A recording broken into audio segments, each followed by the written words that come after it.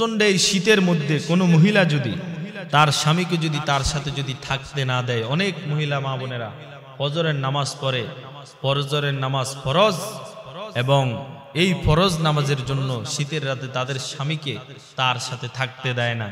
এর কারণে আপনাদের কি গুনাহ হচ্ছে কিনা আপনারা জানেন না। এর কারণে মহিলা মা বোনেরা স্বামীকে তার সাথে থাকতে না দিয়ে ফজরের নামাজ আদায় করতেছে, যে কত বড় গুনাহ করতেছে, এটার কোনো হিসাব আপনি কুল পাবেন না কিয়ামতের ময়দানে। এর কারণেই আপনি কি নামাজ পড়েছেন কিন্তু স্বামীর কাছে আপনি থাকেন না, এর কারণে আপনাকে জাহান্নামে যেতে হবে।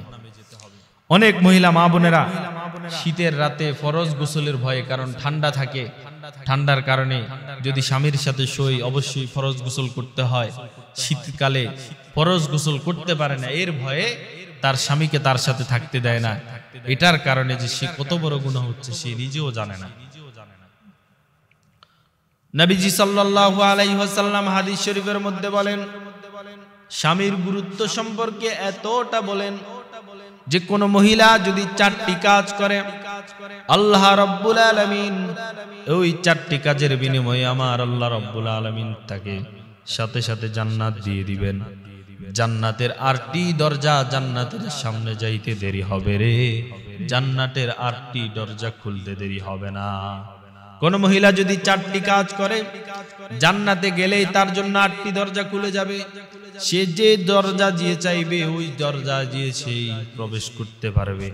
1 নাম্বার হলো লজ্জাস্থানের হেফাজত করতে হবে। মহিলা মা বোনদেরকে বলছি, 1 নাম্বার লজ্জাস্থানের হেফাজত করতে হবে, 2 নাম্বার নামাজ পড়তে হবে, 3 নাম্বার যাকাত যদি দেয়। এই 3টে আমলের পরে 4 নাম্বারে আল্লাহ বলেন, রাসূল বলেন, আল্লাহ রাসূল বলেন যে কেউ যদি স্বামীর এতাত করে, কারণ 3টা করে যদি একটা ছেড়ে দেয় আল্লাহ তার জন্য জান্নাত হারাম করে দিবেন। স্বামীর এতাত সম্পর্কে আল্লাহ তাআলা বলেছেন, স্বামী যদি তোমার উপরে সন্তুষ্ট থাকে। অধিকাংশ মহিলা মা বোনেরা স্বামীরকে অসন্তুষ্ট রাখার কারণে জাহান্নামে চলে যাবে।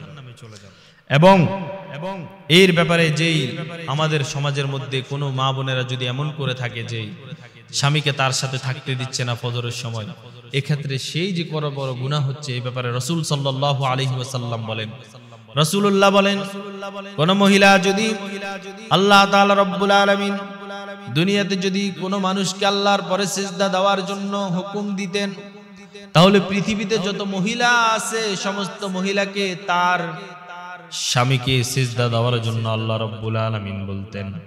প্রতিটা মহিলাকে তার স্বামীকে সিজদা দেওয়ার জন্য হুকুম করতেন।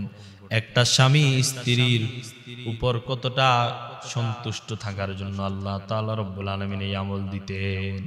এবং হাদিসের মধ্যে আছে, রাসূল সাল্লাল্লাহু আলাইহি ওয়াসাল্লাম বলেন, যদি কোনো মহিলা এমন অবস্থায় থাকে, যে সমস্ত মা বোনেরা এমন করে থাকেন যে আপনার স্বামীকে আপনার সাথে থাকতে দিচ্ছেন না, রাসূলুল্লাহ সাল্লাল্লাহু আলাইহি ওয়াসাল্লাম বলেন, কোন মহিলা যদি তার এমন কোন সেনসিটিভ জায়গায় থাকে, যে জায়গায় তার অনেক কাজ, যেমন মহিলাদের সবচাইতে সেনসিটিভ জায়গা হলো রান্না বান্না করা। এখন রান্না বান্না করতে গেলে রান্না রেখে যদি তার স্বামী যদি তার সাথে সহবাস করার জন্য যদি ডাক দেয়, এমন সময় যদি সে না আসে, এমন সময়ও যদি না আসে, সে গুনার ভাগী হবে। কেন? রাসূলুল্লাহ বলেছেন যে তাকে ডাক দিতে দেরি, সাথে সাথে রান্না বন্ধ করে স্ত্রীর ডাকে সাড়া দিতে হবে, না হয় আল্লাহ তাআলা রব্বুল আলামিন তার আমল নামায় জিনার গুনাহ লিখে দিবেন। আল্লাহ তাআলা রব্বুল আলামিন তার আমল নামায় গুনাহ লিখে দিবেন। কিয়ামতের ময়দানে এটার কারণে সে জান্নাতে যাবে না, বড় গুনার ভাগী হয়ে যাবে।